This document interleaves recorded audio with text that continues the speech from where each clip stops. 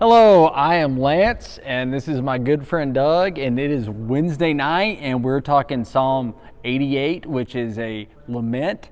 And so I couldn't think of a better way to start off our night than with a Evanescent song. It was an a cappella version, and I just found out that Doug has actually used that for LTC.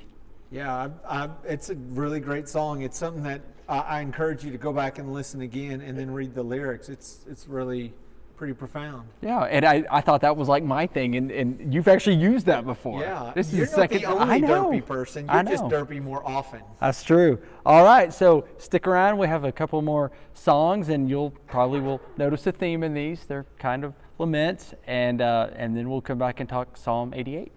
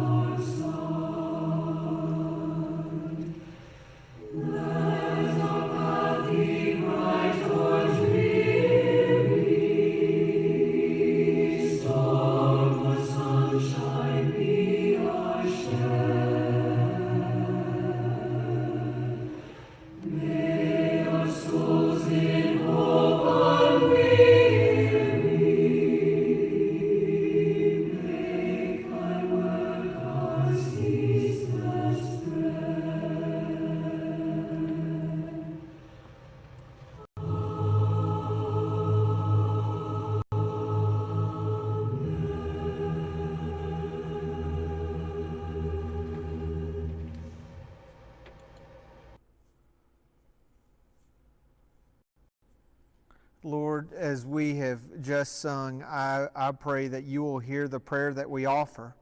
And there are many times we find ourselves bowing in prayer and in praise to you, but there are times in our brokenness and our lostness and in our confusion, our prayers sound different. But God, I pray that as we look at Psalm 88, that it will remind us that you're a God who does in fact hear our prayers.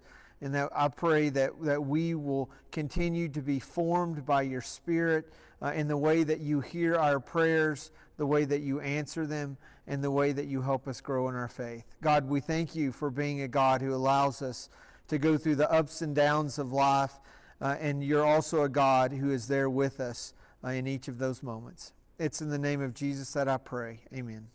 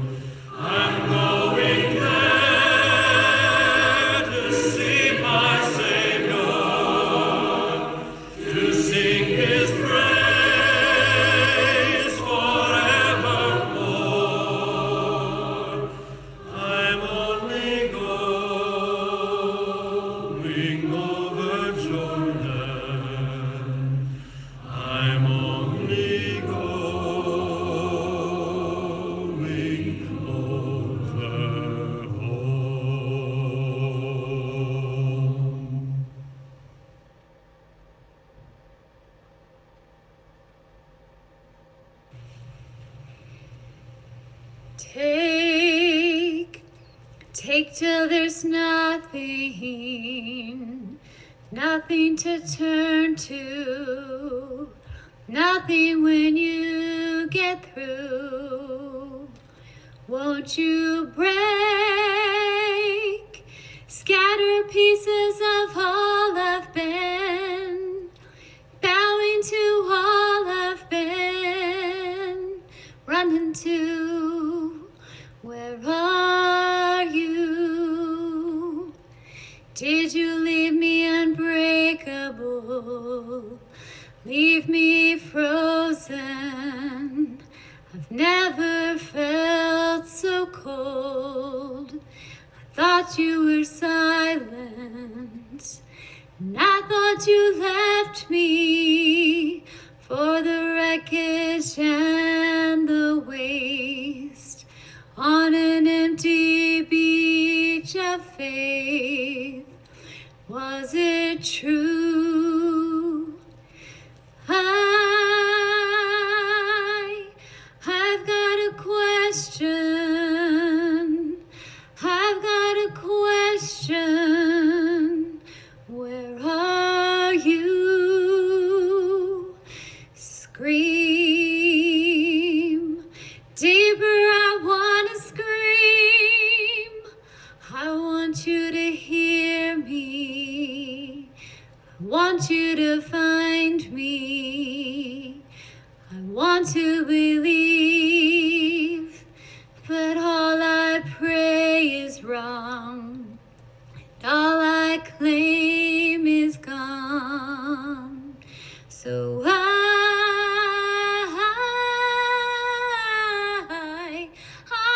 got a question. I've got a question. Where are you? Where are you?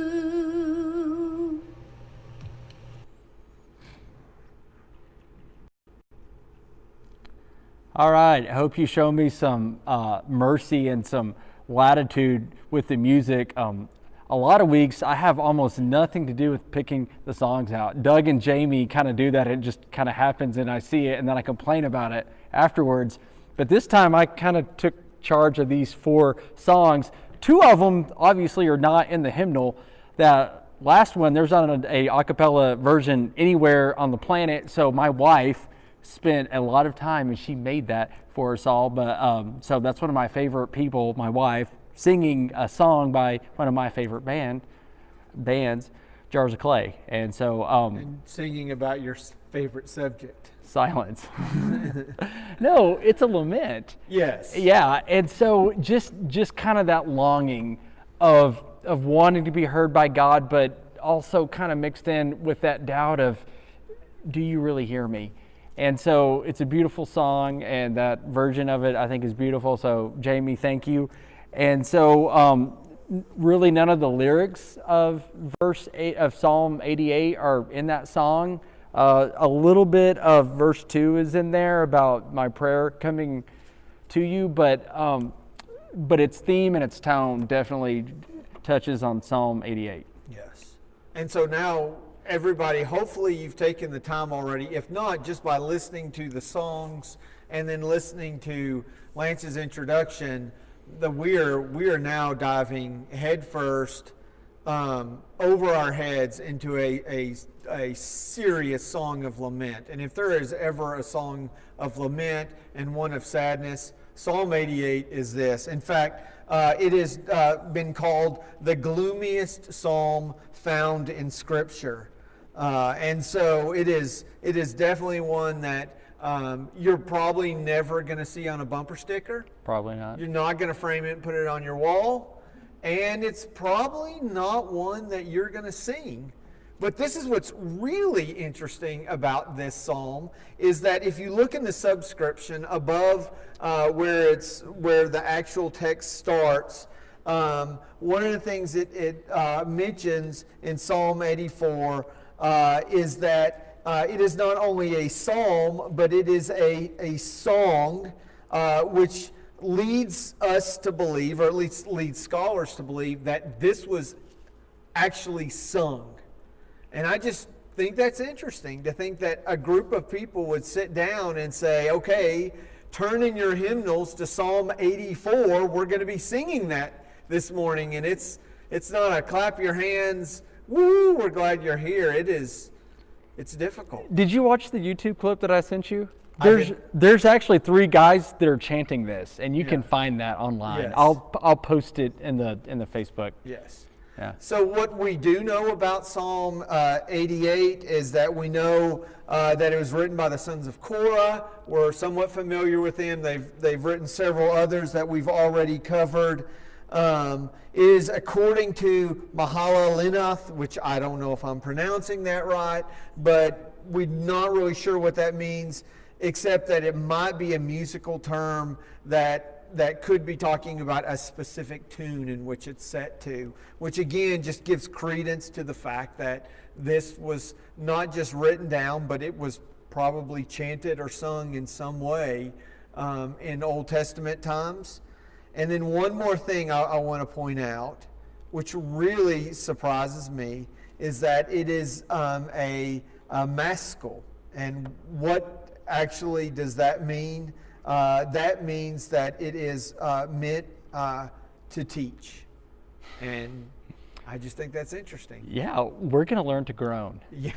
Tonight. We're going to, in case y'all didn't hear that, he said we are going to learn to groan.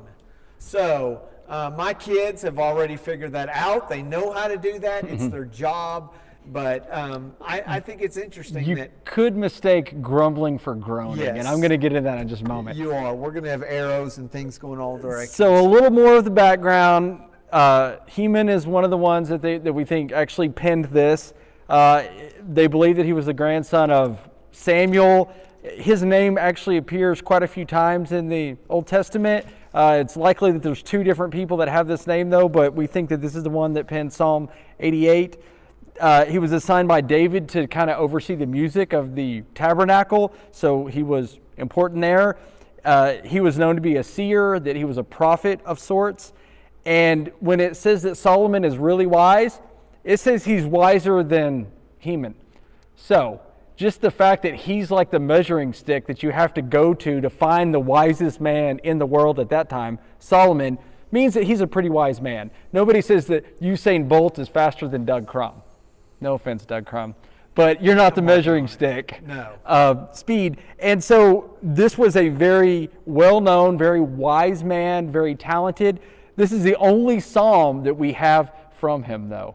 Which, I mean, I guess if you're going to get a one-hit wonder off, like we normally think of those as happy pop songs, he gets the dirge. That's his one hit. He does absolutely get the dirge. All right, so why are we studying this? Why a lament? I guess because, we've kind of covered everything else. So, I mean, we just ran out of different psalms to do. We've done the happy ones. We've done kind of the moralizing ones. So I guess, I tried to delay the inevitable as much as possible. Yeah.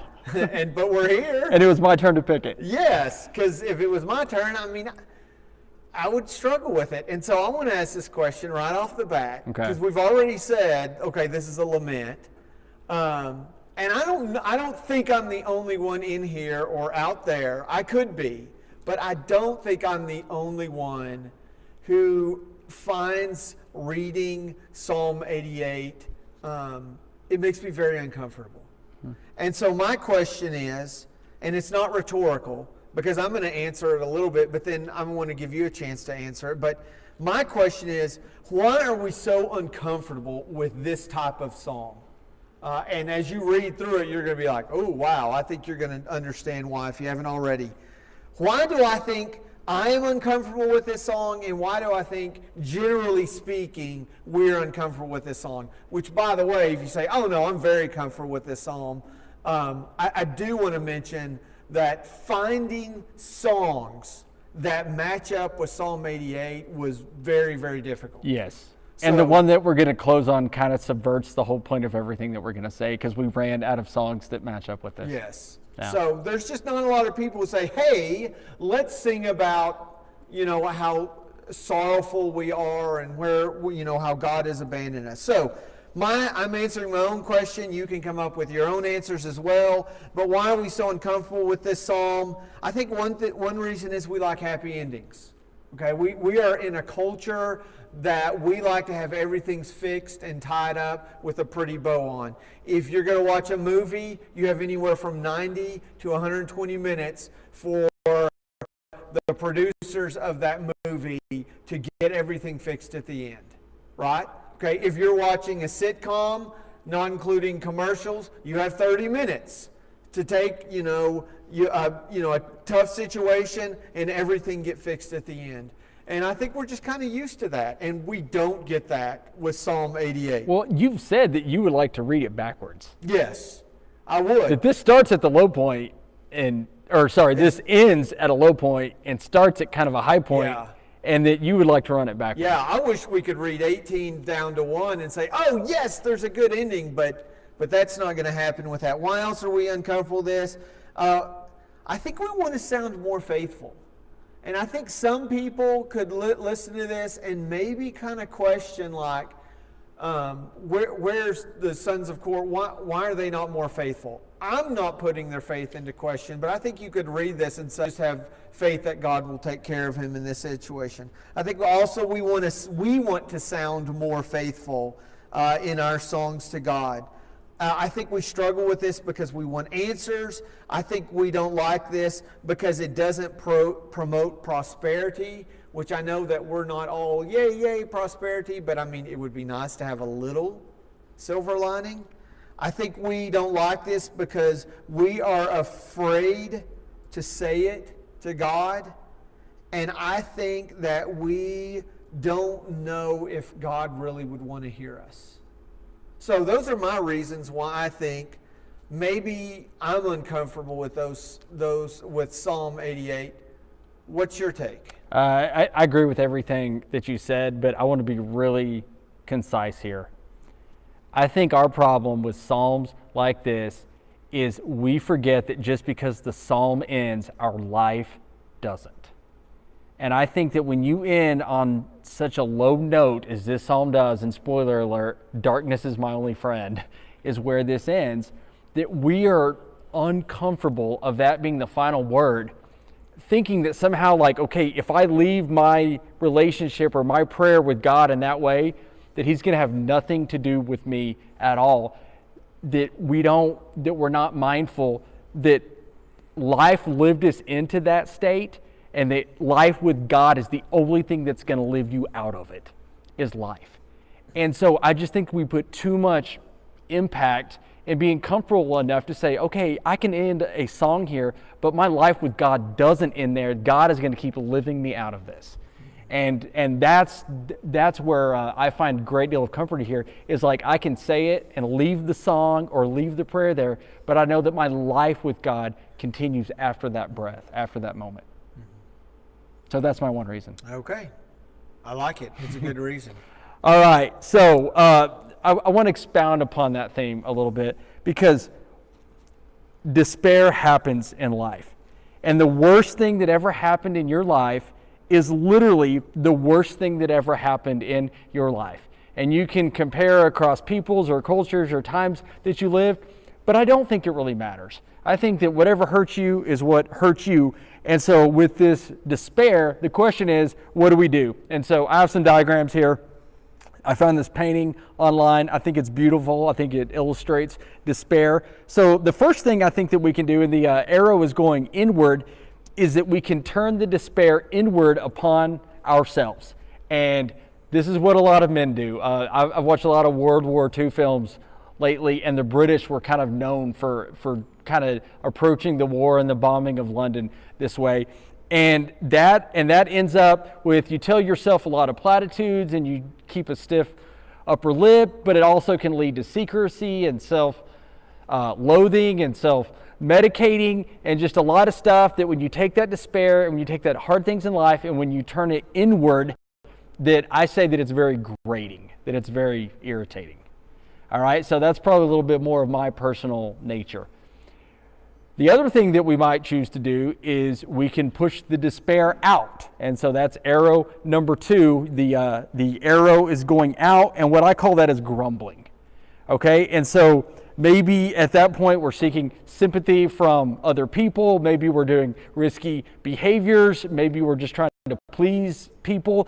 But that's when you're just kind of bleeding all over the place and you're pushing the despair out. Now, there's a healthy version of both of these, okay? But before you get there, I just want to make sure I summarize. So arrow 1 is, or one way that you do it is, bad things are happening, and you sweep it under the rug. You say platitudes. And you just let it fester, and it just makes you more and more angry. The second one is you have an outlet, but it may not necessarily be a healthy outlet. You're always complaining about, I can't believe that this has happened and everything is terrible. And you just want to go around telling people, not necessarily because you think that they can fix it, but you just want other people to know about how terrible your life is. It is grumbling, and God has a lot to say about don't be a grumbler. Okay. Yeah. It's not the healthy version of letting your family and God kind of carry that burden for you, as Galatians 6 says. It's kind of that vomiting all over the place. All right. Not a pretty sight. Now, so we have grumbling outward, and then finally we have groaning upward. We despair because there are things in life that demand a lament. I've been at Taylor Street a long time. I know many of your stories. I know many of your lives.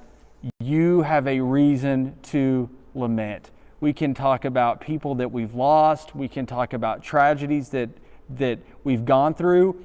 Even if nothing has happened to you or happened to your family tonight, in this world, there's going to be a child that gets abused. There's going to be an elderly person who is neglected. There are going to be crimes that are committed. There are going to be rapes and murders and abortions and burglaries, and there are going to be evil things that happen. And this world has plenty to lament. Yes. And so what do we do with that? We try grading, we self-medicate, we try grumbling, we try going to Facebook and trying to get attention there. But I think groaning is the best thing to do. And when a single prayer or a single sermon or a single platitude or a single hug doesn't fix us, I believe that it drives us deeper into God, and where we start longing for those eternal solutions of when God is going to come back and dry every tear and make everything right. I think the fact that there is no quick fix for true despair. I want to say that again. There is no quick fix. You've been there. I've been there. When you truly despair, we all know that there's not a quick fix. And so in that grasping and in that searching, the fact that it's not easy drives us deeper into God. And I think, again, it's really important for us to remember as we jump into this passage that there is a difference because when you're grumbling not because you want somebody to be with you and to help you. You're doing that because you just want to have a voice. Because the people who you're grumbling to can't really fix your problems. Okay? So when we talk to God, though, there's an expectation that God can work in ways that Facebook and talking on the phone can't do. Absolutely. And so that's why we're looking at Psalm 88. There are healthy ways to go through what, like Lance said, everybody's going to go through. And again, we could compare. Some of you in this room and watching now have gone through some terrible, terrible tragedies. And some of them, comparatively speaking, may seem less than what others have gone through, but it's still the worst that you've ever gone through. And so I think we need to create a space and an opportunity for people to say, you know what, we can talk to God like this. And because we're going to Him with open hearts and open hands and saying, this is what we have. We don't know what to do. Yeah. Okay, so are we ready? Yeah, we built it up. Let's read it. Okay, here we go. Verse 1, Lord, you are the God who saves me. Day and night I cry out to you. May my prayer come before you. Turn your ear to hear my cry. Okay, so this is not new stuff. I mean, we've read this before. And for those of you who say, it's not that bad, just stick with us. Because by the time we get through, you might be saying, can I reread 1 and 2 again? So there are some good things that I do want to point out. First off, in the Hebrew and in the English, in the NIV, both of them start out with the word Lord, with Yahweh. He's acknowledging that there is a God and he's willing to lift his cries up to him. And I think verse 1 and 2 is an expression of trust. Like he is trusting that God can hear him and is willing to listen to him. Yeah, there's 3 times where I have it highlighted in green here where Heman is going to anchor this lament in you are my God. And so if you have somebody that you love, that you've ever been in conflict with, that you've ever had hard conversations with, you might start the conversation out with, Doug, you know that I love you, and you know that you're like a brother to me. And when you start a conversation off that way, I'm not going to tell him, but you're even better than what I thought you were. I'm about to tell him that he's disappointed me, that like there's something going on here. And so this shows a really resilient, really healthy relationship with God, that he's anchoring it in trust.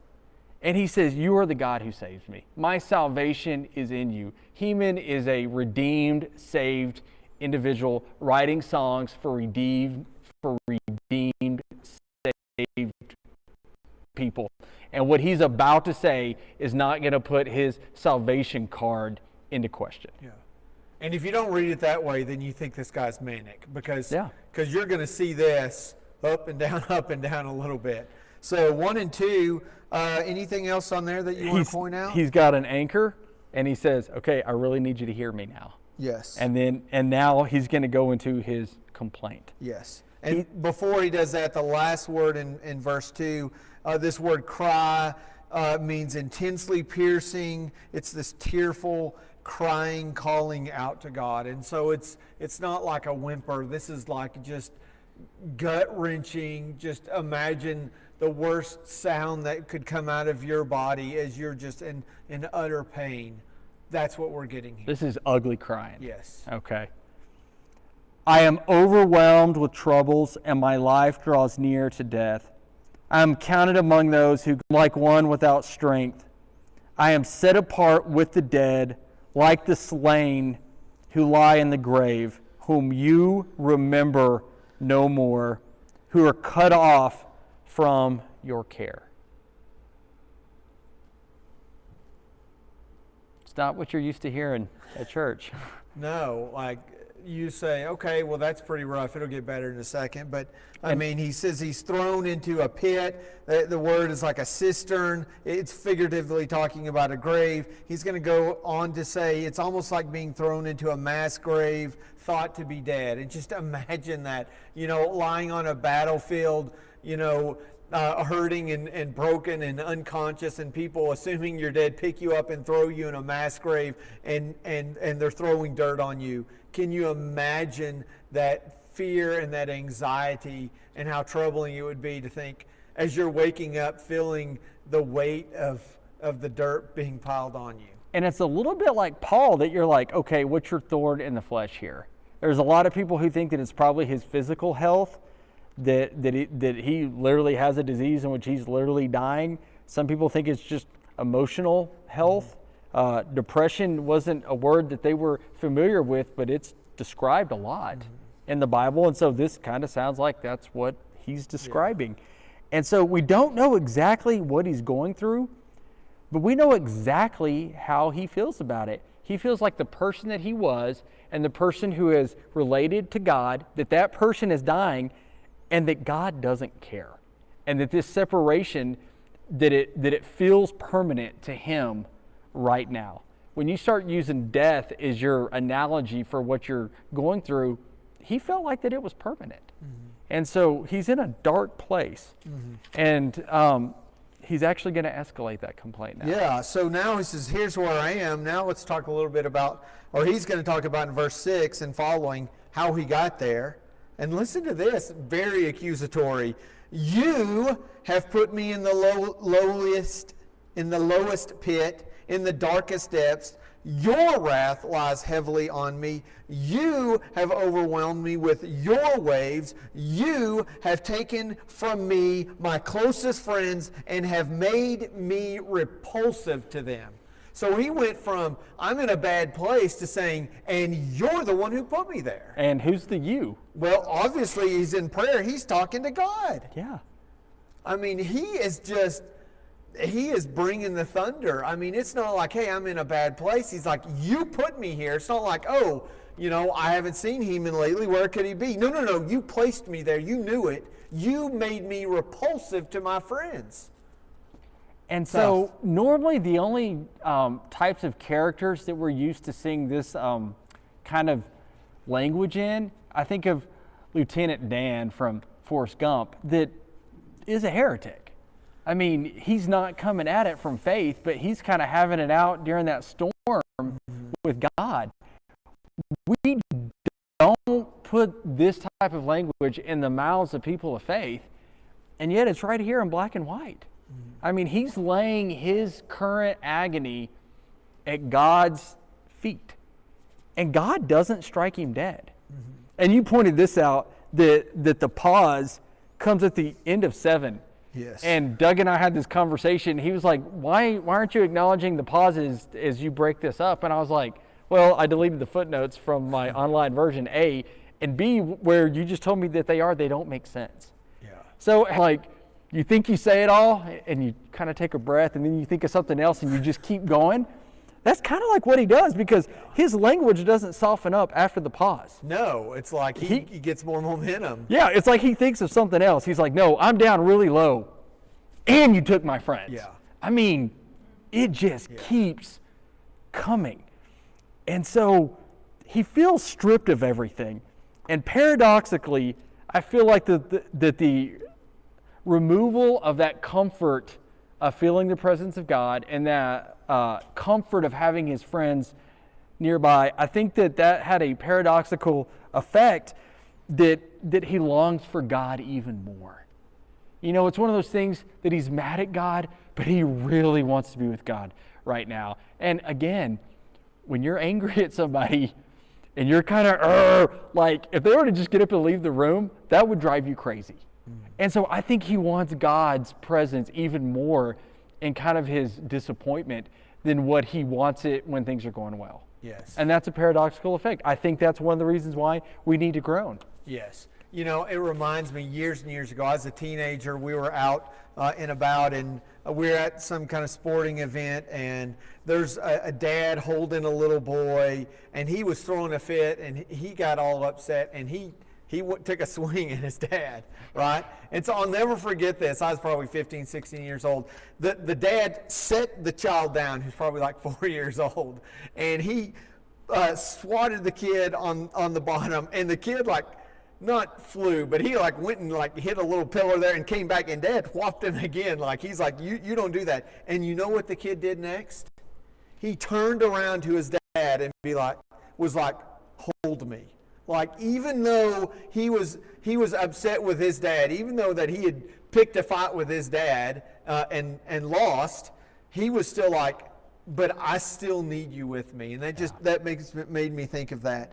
But again, real quickly, he's in a really terrible place. He says God put him there. And then he says that God removed the yada, the ones that he knew, the intimately close friends, took them away from him and made him repulsive. So he's got a good complaint. But God had. And it's easy to play the Jesus card on that one too. Yes. That God knows, but yeah. Okay. Ready to move on? Yeah. We're in 8B. 8B. And so he's going to, this is where the pause would logically go. Yes. He's gonna step it back just a little bit, and then he's going to anchor it again. He says, I am confined, and I can or dim with grief. He's just saying, things are hard. And then he anchors again. He says, I call to you, Lord, every day. I spread out my hands to you. He's saying, I'm still showing up, God.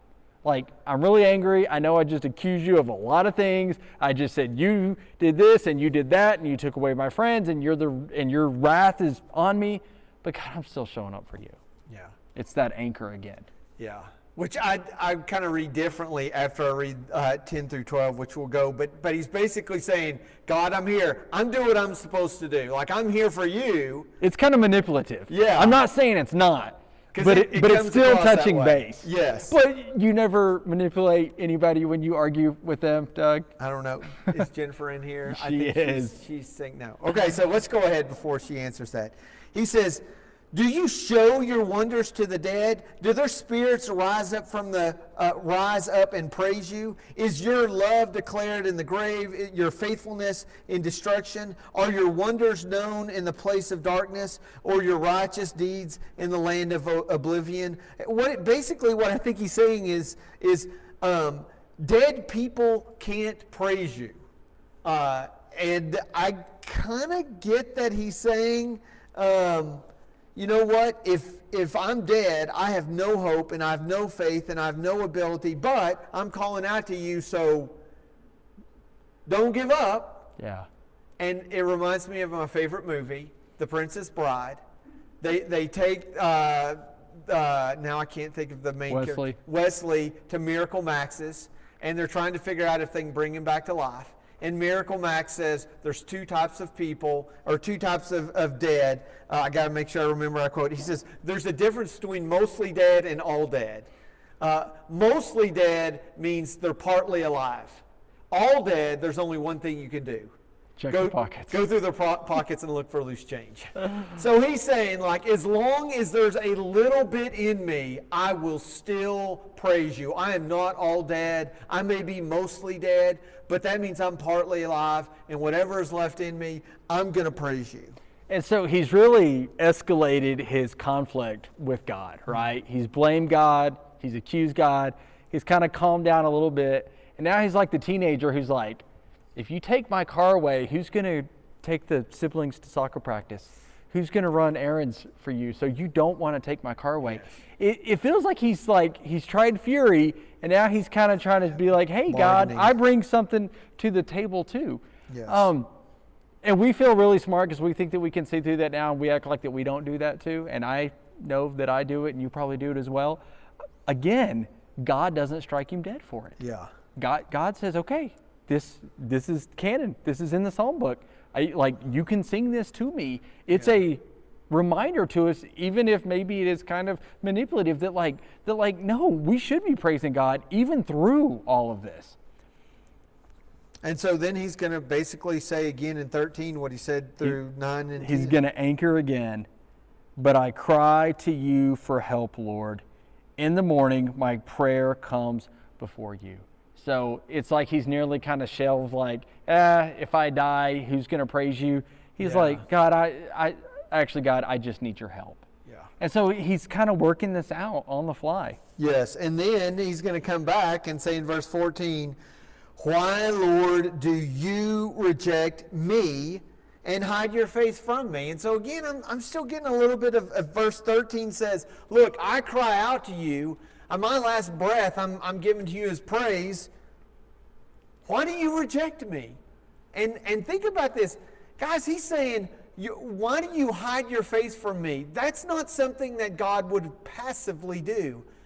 It's not like, I can't see you, God. It's like, God, you are intentionally hiding from me. I can't even see you. You don't want to be seen by me. And again, I sense this angst and this tension as he keeps saying, I'm calling out to you. Why are you hiding from me? I mean, he's really letting God have it. Sometimes families have arguments that it's about money, but it's not about money. It's control, right? Churches have arguments about the color of the pews or the songs that you sing. It's not really about the color of the pews. It's not really about the songs. And right here, I think everything that Heman has laid out, I think he believes, I think he feels it, I think he is despairing, but I think that all of that is really about this. And that's verse 14 that he just read, and that's the relationship with God. He says, why, Lord, do you reject me? I feel like that Heman is somebody who could go through any trial or tribulation as long as he feels that connection with God and as long as he feels like he's getting God's favor. But the second that he doesn't feel it, he's kind of like freaking out. Mm-hmm. And so maybe his whole life he thought his faith was strong, and maybe this is the first time it's been seriously put to the test. And he's like, okay, God, are you there? It's a very human question to ask. Mm-hmm. I mean, I think we've all been there when it really gets tested, that he thinks he's the one who's the faithful covenant partner. All throughout the Old Testament, it's this covenant relationship that God is calling people to and that God is walking in.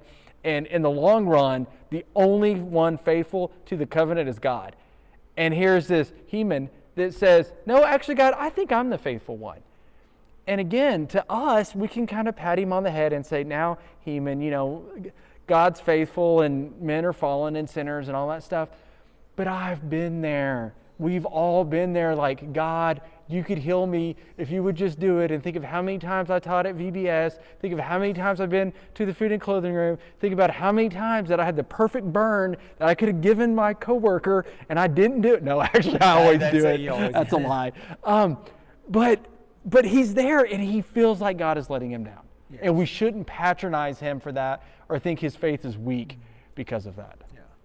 And there are times that God led people into a place like that. We could talk about Hosea, which we'll talk about later on, but where God allowed them to sit in a place where they were the ones who were faithful and they had to deal with the unfaithfulness of someone else. But in this case, he's lodging his complaint against God. Now, we're going to finish out in just a second, 15 through the end of the chapter 18. There's only 4 more verses. It's from these 4 verses that we kind of can guess or speculate really what's going on with Heman and why he's complaining. There's going to be some phrases in here. In fact, one scholar thinks that after reading this, especially 15 through 18, they're led to believe that maybe he was a cripple, maybe he was a leper, and this is something that he has dealt with for a really long time.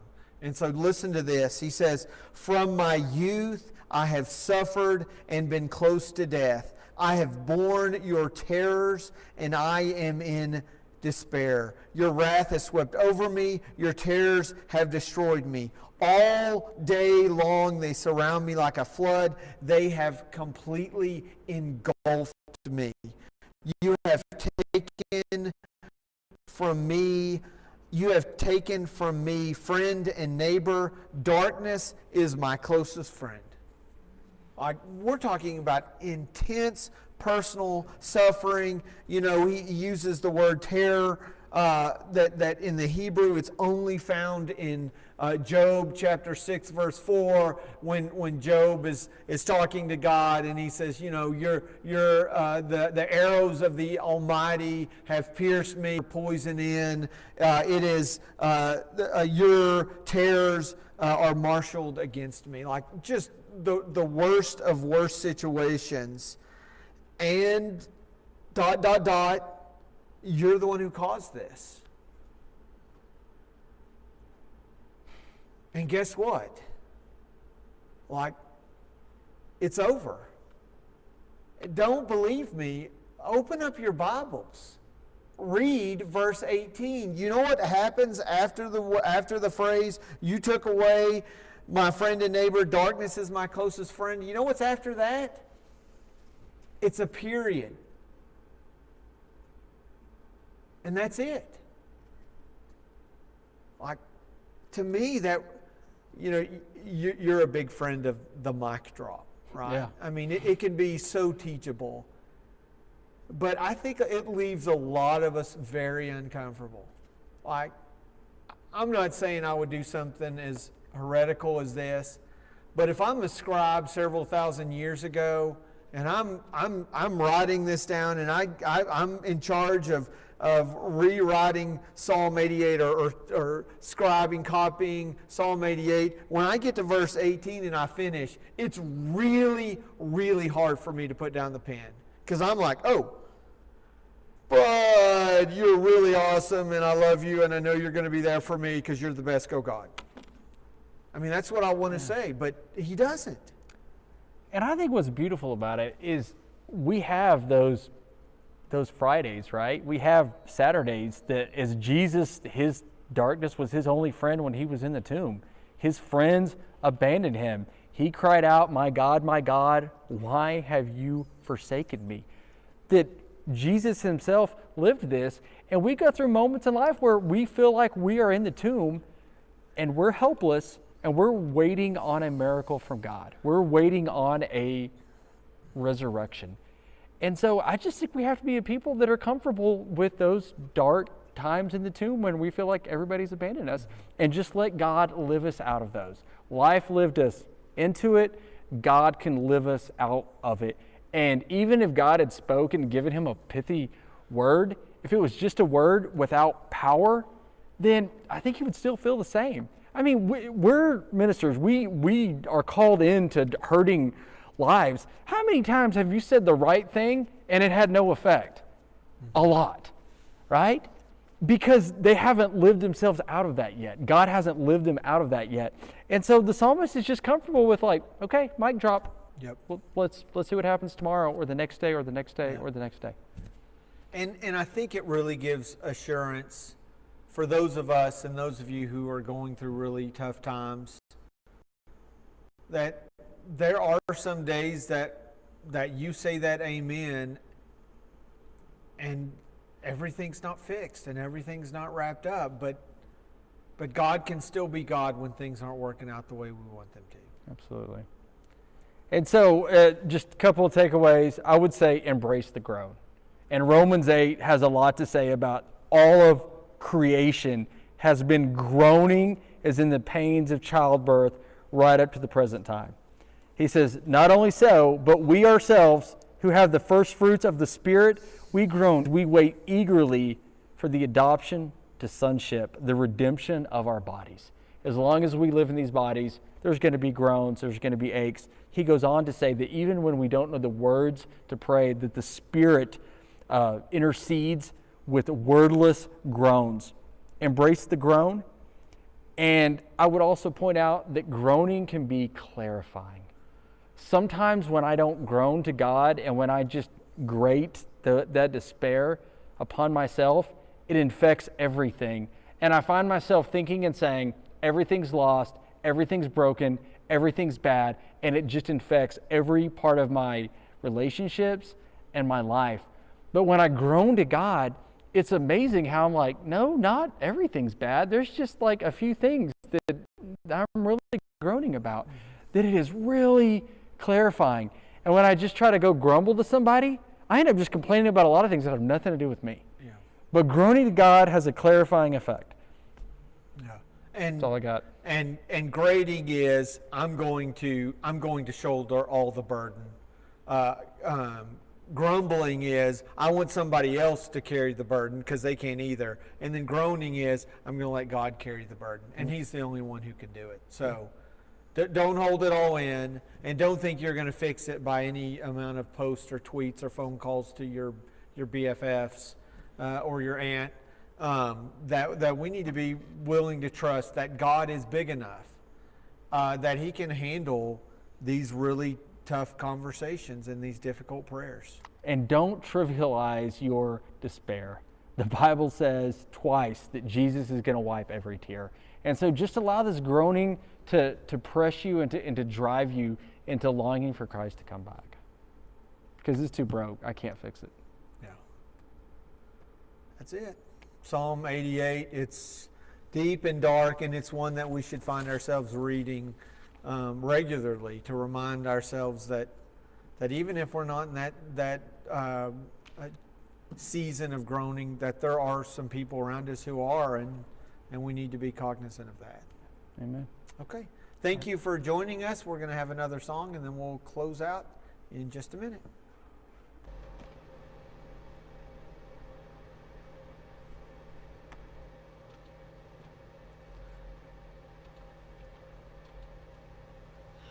God will make a way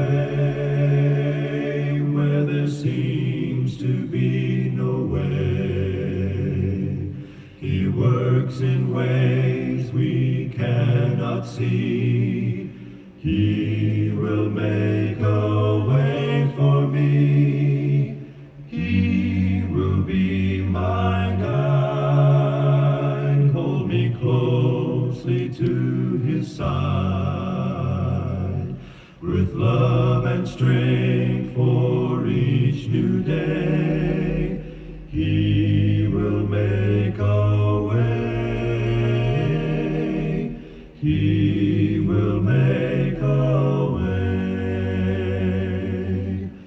God will make a way where there seems to be no way.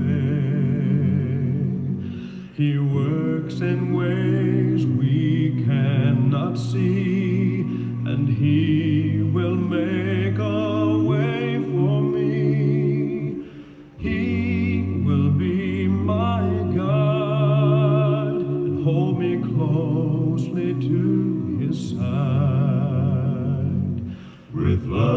and strength for each new day.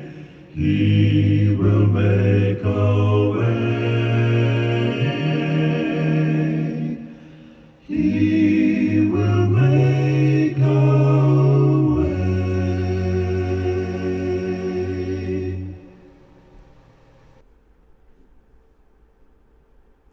Well, once again, we want to thank you for joining us tonight. For those of you who are with us physically and those who are with us in spirit, I pray that you will continue to be reading through the Psalms with us, and hopefully it'll provide you with comfort and peace and strength as we go through tough times. Yeah, and I had the best job in the world because I got to talk about a psalm that I love. And now, if you're watching this live and you're a teenager, you can go to Houston Middle School right now, and we're going to go play kickball. Right now. Now. If you're not watching this live, Yeah, just don't like go. Friday, Don't go. we won't be there. But we get to pivot from a psalm of lament to kickball. I want to lament. Can I lament right now? Sure. I want to lament because you were like, oh, like I have the greatest job ever, and I was just waiting for you to say, because you get to hang out with me. I get to play kickball with Doug. That's why my job's so great. Thank you. Now we can go to a psalm. Oh, by the way, this is our emoji